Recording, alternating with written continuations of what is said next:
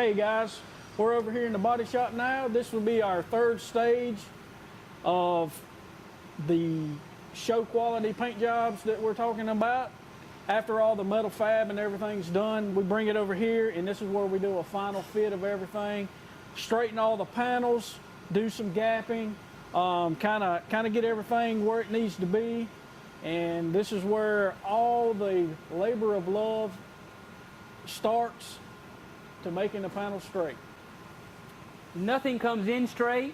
As you know, if anyone out there has welded or did any panel replacement or any kind of work with metal, kind of has a tendency to move around on you, and that's just natural.